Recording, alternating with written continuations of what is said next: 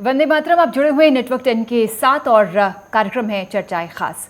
आज काफी गंभीर विषय चर्चाएं खास में, चूंकि दिल्ली में यमुना नदी का जलस्तर लगातार बढ़ रहा है।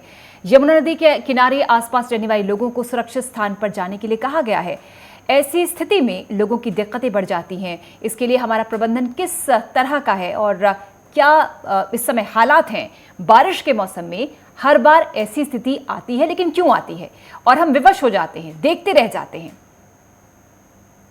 बहरहाल प्रशासन जुटा हुआ है, क्योंकि दिल्ली में खतरे की घंटी बज चुकी है। खतरे के निशान को छू रही है यमुना। जो यमुना के साथ लगते क्षेत्र हैं, इलाके हैं, उन्हें खाली करार दिया जाता है और लोग अपना आशियाना उठाकर चल पड़ते हैं। विवश हैं, क्योंकि वार्निंग जोन में आते हैं। दिल्ली में एक बार फिर से अलार्मिंग सिचुएशन, क्योंकि यमुना का जलस्तर लगातार बढ़ रहा है।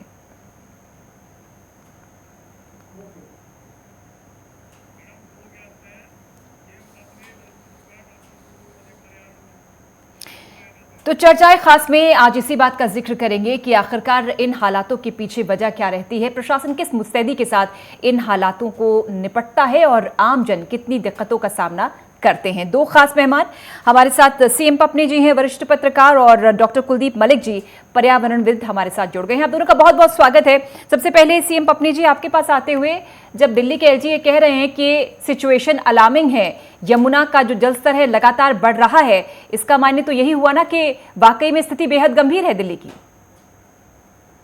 बिल्कुल बिल्कुल, जिस तरीके से अपना हालात इस वक्त पैदा हो रहे हैं और जिस तरह से हमने पहले देखा भी है, अपना विगत वर्षों के अंदर हमने देखा है और कई दशकों पहले भी हमने देखा था। दरअसल जिस तरीके से हरियाणा के बैराज पर जिस तरह के पानी इकट्ठा किया जाता है और उसके बाद उसको जो है अपना जो है जब तक उसको जो वहां से छोड़ा जाता है, उसका प्रवाह जो अपना जब तक दिल्ली की ओर बढ़ता है, अपना जब जो है तो वो एक अपना इस तरीके से भयावह स्थिति अपना पैदा कर देता है कि जो है हमारे जो दिल्ली से लगते हुए जितने भी तट है अपना पूरा यमुना के, वो लबालब हो जाते हैं। और जितने भी अपना झुग्गी झोपड़ी के इलाके हैं, अन्य जितनी कुछ बस्तियां इसमें पड़ती है के लिए जो अपना गलत तरीके से अपना जो कंस्ट्रक्शन अपना यहाँ पर बिल्डरों ने अपना कर लिया है, तो ये सारा आपका सारा जिस तरीके से अपना पूरा उसके अपने प्रवाह में अपना आ जाता है, तो इससे बहुत बड़े जनहानि होने की एक अपना स्थिति बन जाती है। तो कम से कम जो है ऐसी अपना जनहानि न हो, कम से कम ऐसी स्थिति को संभालने के लिए कम से कम प्रशासन को हर हालत के अंदर हमारे वो एसडीआरएफ हो, दूसरे हमारे अन्य अपने जितने भी महकमे इस अपना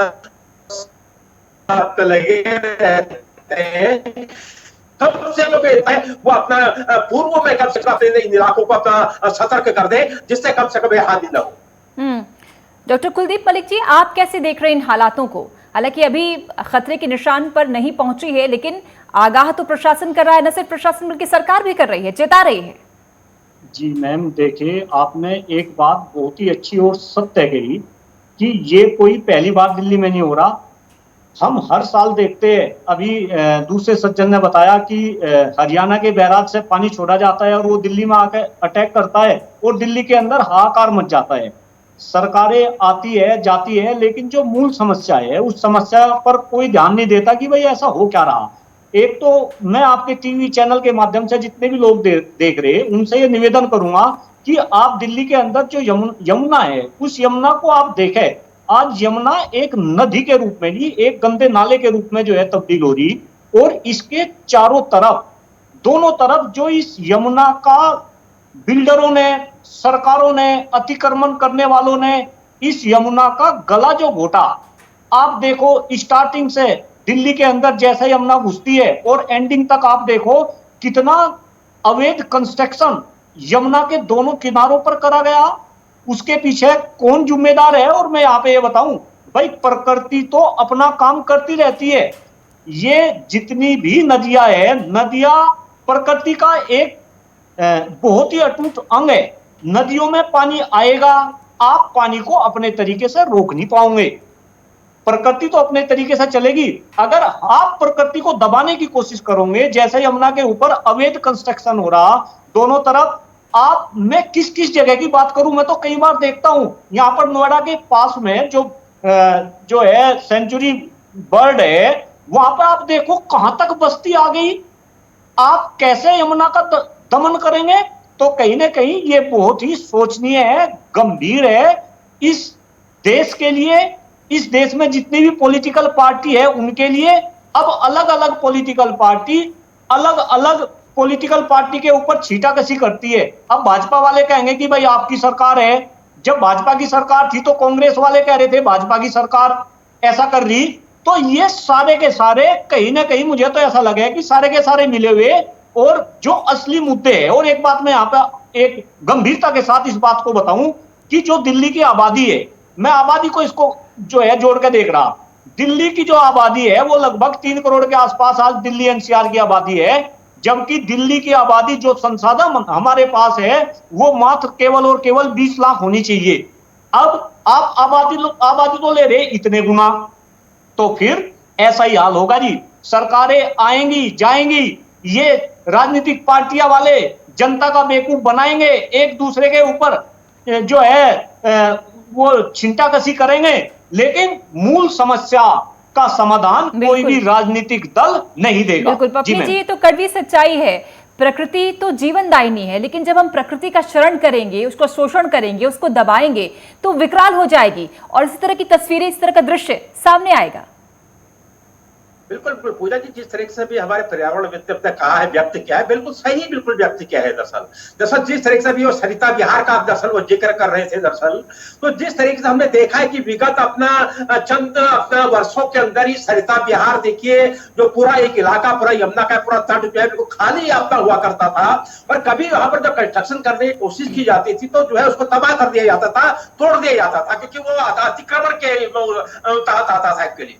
लेकिन उसके बाद से जब उसका एक अपना कंस्ट्रक्शन का क्रम अपना वहां पर चला है और कंस्ट्रक्शन हुआ है, और आज देखिए कि पूरा सरिता विहार जो है कितना बड़ा एक अपना इलाका एक अपना बन गया है, जहां पर कि लाखों की संख्या में लोग अपना रिहाइश कर रहे हैं। एक्चुअली बात यह है, तो ऐसे में जिस तरीके से अपना सरकारों का अगर आप जिक्र करते हैं जो अपना स्थापित रही है पूरी दिल्ली के अंदर, चाहे वो अपना नगर निगम रहे हो, तो दरअसल जिस तरीके से सियासी तौर पर इनको अपना इन बस्तियों को बसाया गया है, उसके बाद सरकारी तौर पर जो है अपना विधान के तहत जो है इनको अपना जो है अपना एक अतिक्रमण था एक्चुअली, जो है उनको एक अपना कानूनी दर्जा दे दिया गया। एक्चुअली बात यह है, तो उनको अपना तो इस तरीके से क्या है कि जो कॉलोनियां जो हमारी जो दिल्ली के अंदर लगभग बसी है, और लगभग मैं समझता हूँ कि यमुना के तट पर अधिकतर अपनी कॉलोनियां बसी है, और उनको जो है अपना एक विधान ला के एक्चुअली जो है उनको अपना पास भी कर दिया गया, उनको जो है कानूनी दर्जा दे दिया गया। एक्चुअली बात यह है, तो यहाँ पर जिस तरीके से अपना अगर खुदा ने खास्ता इस तरह अगर वो जल स्तर बढ़ता है यमुना का, और वो जल स्तर कहां जाएगा? दरअसल हमने देखा है अपना जो हमारे उत्तराखंड के हमने इलाकों में हमने देखा है, उत्तराखंड हमने उत्तर प्रदेश के अपने इलाकों में देखा है, हमने बंगाल के इलाकों में देखा है, बिहार में देखिए किस तरीके से तबाही मस्ती है। एक्चुअली अगर दिल्ली के अंदर अगर ये तबाही मस्ती है अपना जो है पूजा जी, तो मैं समझता हूँ कि शायद ये कि बहुत बड़ा हादसा अपना दिल्ली के सम्मुख अपना पैदा होगा।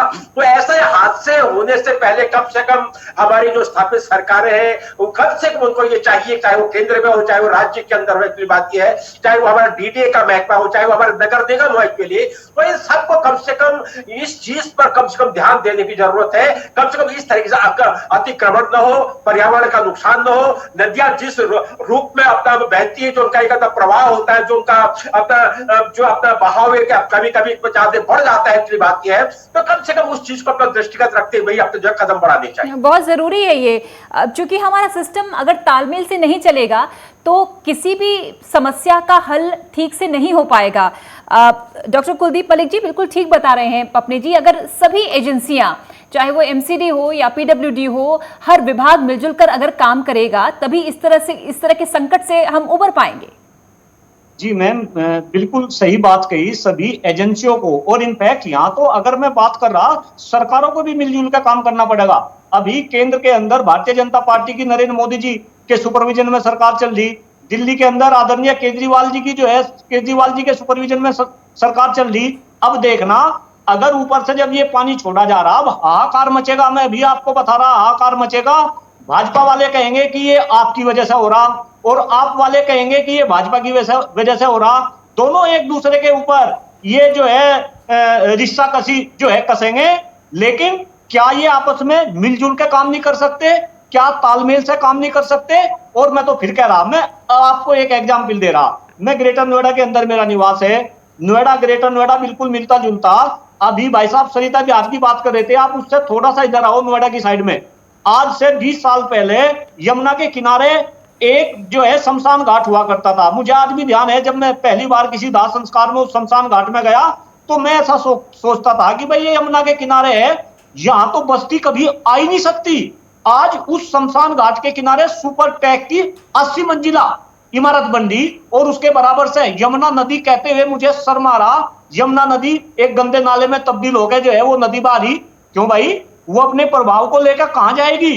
तो अगर हम प्रकृति के साथ में खिलवाड़ करेंगे तो हमें बहुत अच्छे से समझना चाहिए कि प्रकृति अपना बदला हमसे अवश्य लेगी। लेकिन जब प्रकृति बदला लेती है तो यहाँ पे मैं ये भी बता दूं कि जो आम इंसान है, जो साधारण इंसान है, वो उसकी चपेट में आता है। बिल्कुल बिल्कुल पपने जी, हम देखते हैं हर साल जब इस तरह की सिचुएशन होती है, बरसात होती है, यमुना का जलस्तर बढ़ता है, हरियाणा बैराज से पानी छोड़ा जाता है, हाहाकार मचता है।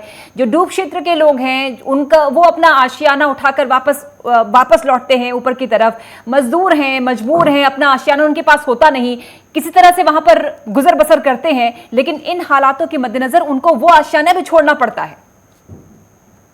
बिल्कुल बिल्कुल, दरअसल आशियाना का छोड़ना पड़ता है उनको भी। दरअसल अपना कहीं अगर जगह नहीं है तो आप दिल्ली के अंदर देखिए, आप दिल्ली के अंदर हम पूरे अपना एक अवलोकन करते हैं पूरे अगर क्षेत्रों का, 1 इंच भर की कहीं जगह नहीं है, बात यह है। तो ऐसे में जो हमारे बाहर से अपना ग्रामीण क्षेत्रों से अपना अन्य राज्यों से जो अपना मजदूर वर्ग यहाँ पर आता है, अपना श्रमिक जो यहाँ पर आता है एक्चुअली, तो उनके अपना न तो उनके घर होता है, न बाहर होता है, न कुछ होता है। तो उनको रहस्य है कि अपना जो है यमुना की जो तट होते हैं, जो खाली स्थान मिलता है, वहां पर उनको भी वो नेतागिरी के द्वारा जो है जो बड़े बड़े ठेकेदार होते हैं उनके द्वारा तो बसा दिया जाता है, बात यह है। और उसके बाद जब अपना जो है यमुना अपना प्रवाह पर अपना आती है, अपना जो है जिस तरीके से अपना यमुना के अपना पानी का अपना बहाव होता है, बात यह है।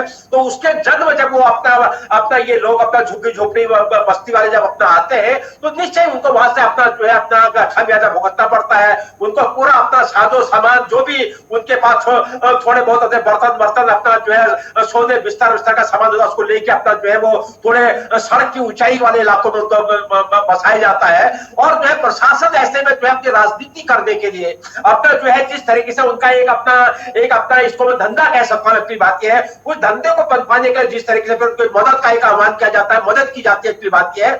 ये सब एक्चुअली एक किस तरीके से होता है, क्या होता है, किस तरीके से इसका संयोजन किया जाता है, अपनी बात यह है, ये सबके सामने है, अपनी बात यह है। तो ऐसे में हमारी जो पहले पंचवर्षीय योजनाएं बनती थी या हमारे आज जो नीति नियोजन जो हमारा होता है एक्चुअली, तो कम से कम जो है दिल्ली महानगर के अंदर, क्योंकि दिल्ली हमारे पूरा पूरे देश की एक अपना जो है राजधानी है, एक्चुअली बात यह है। तो कम से कम इसको जो है जो कि पूरे विश्व के अंदर हम अगर प्रदूषण के अंदर हम अगर बात करते हैं सबसे ज्यादा प्रदूषित महानगर है, एक्चुअली बात यह है।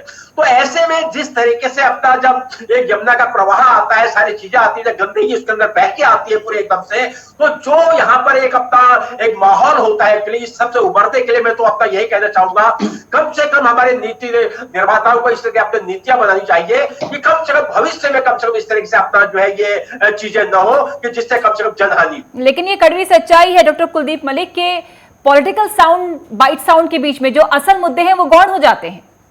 मैडम बहुत ही आपने मेरे दिल की बात छू ली और आपने खुद ही ये बात कह दी। अगर इस देश में सरकारें असली मुद्दों पर बनने लगे, आपके चैनल के माध्यम से 4 मुद्दों के लिए डॉक्टर कुलदीप मलिक संघर्ष कर रहा है और बात तो यहाँ पे पर्यावरण की हो रही है, लेकिन ये बात भी जरूरी है। और ये 4 मुद्दे हैं, इस देश में बद से बदतर होती हमारी जो है शिक्षा व्यवस्था, इस देश में हम सभी का गिरता हुआ स्वास्थ्य, इस देश का खराब होता हुआ पर्यावरण और इस देश की बढ़ती हुई जनसंख्या। ये 4 मुद्दे राजनीति के अंदर होने चाहिए। लेकिन राजनीति के अंदर मुद्दे कौन से हैं? मुद्दे हैं जाति के, धर्म के, संप्रदाय के, मंदिर के, मस्जिद के। क्योंकि नेताओं को पता कि इनकी सरकारें इन मुद्दों पे बनती है और इन मुद्दों पे बिगड़ती है।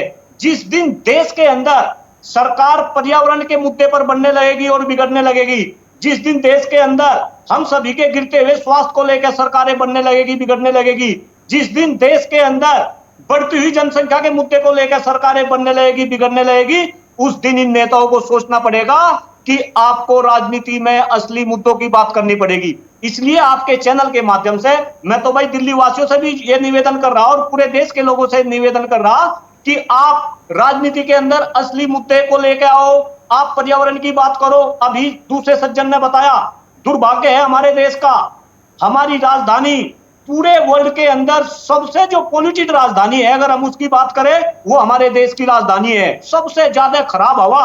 और मैडम मैं आपको बता दूं, जितना यमुना है, यमुना के किनारे सारे यहाँ पे जो है पक्षी विदेशों से आया करते थे, जितनी भी सेंचुरी बर्ड है, लेकिन आज सारे के सारे पक्षी पलायन कर रहे हैं। यहाँ पे पक्षियों ने भी दिल्ली में आना छोड़ दिया। क्यों भाई, ये बातें नहीं होनी चाहिए क्या? और मैं तो धन्यवाद दे रहा आपके चैनल के, आप इतने सेंसिटिव मुद्दे पे डिबेट कर रहे हैं। मीडिया को भी कहीं ना कहीं इस तरीके की डिबेट जो है करनी पड़ेगी, और इस देश के अंदर जो सोए हुए नेता है और ये सोई हुई जनता है, इनको जगाना पड़ेगा।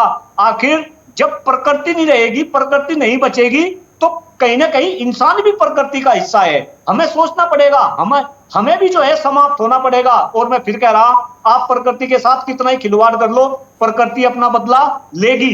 आप जरा सोचो, ऊपर से ग्लेशियर पिघलने लग रहे, समुद्र का जल स्तर बढ़ने लग रहा, जहां बाढ़ का सीजन नहीं वहां पे बाढ़ आ रही, और जहां पर जो है सूखा पड़ना चाहिए था वहां पे बरसात हो रही है, और जहां पे बरसात पड़नी चाहिए थी वहां पे सूखा हो रहा। तो कहीं ना कहीं बहुत ही सोचनीय है हर एक नागरिक के लिए। एक बार मैं पुनः आपके चैनल के माध्यम से निवेदन कर रहा कि पर्यावरण को मुद्दा बनाओ, हम सभी के गिरते हुए स्वास्थ्य को मुद्दा बनाओ, देश की बद से बदतर होती शिक्षा व्यवस्था का मुद्दा बनाओ, और देश में बढ़ती हुई जनसंख्या का मुद्दा आईना बनाओ। दिखाने का काम किया डॉक्टर कुलदीप मलिक। पपने जी, ये तय है कि प्रकृति का शरण किसी एक दिन नहीं हुआ, ये सदियों से हो रहा था। इस वजह से अब जाकर विकराल रूप दिखा रही है प्रकृति। ऐसे ही हमें समझना होगा कि इस समस्या का समाधान एक दिन में हल नहीं हो सकता, हमें सतत प्रयास करने की जरूरत है। बिल्कुल बिल्कुल, अपना पूजा जी जिस तरीके से अपना शरण की आपने बात की है, दरअसल अपना शरण अपने धीरे धीरे ही होता है, लेकिन जिस तरीके से आज हम लोग अपना सेल्फिश अपनापन की ओर जा रहे हैं, एक्चुअली अपना जो है अपना व्यक्तिगत हितों की ओर हमारा अपना ज्यादा ध्यान है, प्रकृति से हमारा ध्यान बिल्कुल हट गया है। जिस तरीके से अभी हमारे पर्यावरण बिल्कुल अपना बिल्कुल सही कह रहे थे एक्चुअली, कि जब आप पर्यावरण का अगर आप ध्यान नहीं रखेंगे, इसका दोहन अगर आप ज्यादा अपना करने लग जाएंगे, तो निश्चय ही अपना जो है धीरे धीरे अपना प्रकृति घास की ओर जाएगी। तो उसका नुकसान जो है जिस रूप में होगा वो भी उन्होंने अवगत कराया है, या तो सूखे के रूप में सामने आएगा, या वो बिल्कुल अपना जिस तरह बादल फट रहे अपना जो है भयंकर जो अपना बारिश हो रही है, एक्चुअली बात है नदियों में जो उफान आ रहा है, एक्चुअली बात यह है, या गर्मी पड़ रही है तो इस तरीके से पड़ रही है कि हमारे ग्लेशियर इस तरीके से पिघल रहे हैं कि अपना जो है नदियों का जल स्तर काफी बढ़ रहा है, एक्चुअली बात यह है। तो ऐसे हालातों में दरअसल निश्चय ही हमें अपना पर्यावरण का अपना ख्याल करना होगा, और पर्यावरण का ख्याल करने के साथ साथ एक्चुअली जिस तरीके से भी आपने जिक्र किया था कि अपना जन सरोकारों की भी आपने जिक्र किया है, आपने बेरोजगारी का जिक्र किया है, आपने महंगाई का जिक्र किया है, आपने अन्य चीजों पे जो अपना हास हो रहा है उसका आपने पास जिक्र किया है। तो इन चीजों को भी मद्देनजर रखते हुए एक्चुअली हमें एक अपना जन सरोकारों के हित में, अपना जनहित में जो है एक ही चीज अपना सवाल इस वक्त खड़े हैं हमारे पूरे देश के अंदर। तो हमें कम से कम जो है पर्यावरण के मुद्दे को खास तरीके से अपना एक महत्व देते हुए एक्चुअली बात यह है इस पर ध्यान देना चाहिए, और इसके अलावा अन्य जितने मुद्दे हैं उन पर अगर हम ध्यान देते हैं तो मैं समझता हूं कि इससे भला और क्या हो सकता है। डॉक्टर मलिक, आज तो हम अपने लोगों को बचा लेंगे, प्रशासन कवायद कर रहा है, सरकार जुटी हुई है, लोगों को चिताया जा रहा है, मोटर बोट्स की व्यवस्था की जा रही है, लोगों को डूब क्षेत्र से बाहर निकाला जा रहा है, लेकिन फिर अगले साल क्या होगा? फिर बरसात होगी, फिर यमुना का जलस्तर बढ़ेगा, यमुना विकराल हो जाएगी। और मैडम हम ऐसे ही टीवी चैनल पर डिबेट करेंगे, है ना? हमें कहीं ना कहीं सोचना पड़ेगा, जो असली समस्या है, जहां से सारी समस्याएं पैदा हो रही, हमें उस समस्या को खत्म करना पड़ेगा। अभी जब टीवी डिबेट, हमारी डिबेट शुरू हुई, तो मैंने यहाँ पे जो है दिल्ली की आबादी का जिक्र किया था। मैं दिल्ली की आबादी का नहीं, मैं पूरे हिंदुस्तान की आबादी का जिक्र यहाँ पे कर रहा। अभी आप देखो, देश जो है आजादी का अमृत महोत्सव बना रहा। अभी 75 साल हमने आजादी के कंप्लीट किए, और मैं आपके चैनल के माध्यम से ये बता दूं कि जब 1947 में देश आजाद हुआ, और उस टाइम के जो पहले प्रधानमंत्री थे पंडित जवाहरलाल नेहरू ने जब अपना पहला भाषण संसद के अंदर दिया, उस टाइम पे हमारे देश की जनसंख्या मात्र 33-34 करोड़ थी, और विश्व के अंदर अगर इसकी परसेंटेज देखें वो 14% के आसपास थी। लेकिन आज 75 साल बाद जब हम अमृत महोत्सव बना रहे, हमारे देश की जनसंख्या 140 करोड़ होगी, यानी कि जनसंख्या में 100 करोड़ से ज्यादा का भी इजाफा। आप ये देखो, संसाधन तो हमारे पास उतने ही है, भूभाग हमारे पास उतना ही है 2.4%, पीने का पानी हमारे पास उतना ही है केवल 5%, नदियां हमारे पास वही है, जंगल हमारे पास वो 4.5% का ही जंगल है। लेकिन दिक्कत क्या हो रही, इस देश में धीरे धीरे जनसंख्या बढ़ती जा रही, संसाधन धीरे धीरे कम होते जा रहे, लेकिन ये नेता ना तो जनसंख्या की बात करते, ना पर्यावरण की बात करते, और इससे भी बड़ा दुर्भाग्य है इस देश की जनता भी इन मुद्दों की बात नहीं करती। तो कहीं ना कहीं हमें असली मुद्दों की बात करनी पड़ेगी, इन नेताओं को जगाना पड़ेगा। हर पॉलिटिकल पार्टी के नेताओं को मैं ये बात कर रहा, भाई मैं सत्ताधारी के लिए नहीं, जो विपक्ष वाले हैं वे भी बात नहीं करते। क्यों भाई, विपक्ष वालों को नजर नहीं आ रहा कि आने वाले टाइम में दिल्ली को पानी कैसे मिलेगा? मैं आपको बहुत गंभीरता से ये बात बता दूं, अभी तो हम बाढ़ की बात कर रहे, आप सोचो आने वाले टाइम में जो दिल्ली का जो पानी का स्तर है वो लगातार धीरे धीरे कम होता जा रहा। जो पानी की सप्लाई दिल्ली में हो रही वो 70% सप्लाई कहीं ना कहीं गंगा और यमुना के पानी से दिल्ली की जो है सप्लाई हो रही। लेकिन अभी तो हम बाढ़ की बात कर रहे हैं, लेकिन पीने का पानी नदियों में धीरे धीरे कम होता जा रहा, जनसंख्या दिल्ली की बढ़ती जा रही। क्यों भाई, कैसे पानी पिलाओगे? कहां से पानी लाओगे? कहां से शुद्ध हवा लाओगे? कहां से शुद्ध खाद्यान्न लाओगे? कहां से अच्छी शिक्षा व्यवस्था लाओगे? मैं कहता हूं ये पर्यावरण पे डिबेट थी, लेकिन समस्या इस देश की अनेक, और समाधान केवल और केवल इन नेताओं के पास में एक ही है कि आप एकजुट होकर एक सुर में इस देश की जनसंख्या को कंट्रोल कर लो। लेकिन पत्नी जी, इसमें सरकार के प्रयास में, प्रशासन के प्रयास में हम भी सहोदर बने, हमें भी आगे बढ़ना चाहिए, हमारी जो जिम्मेदारी है हमें उसका भी कर्तव्य निभाना चाहिए।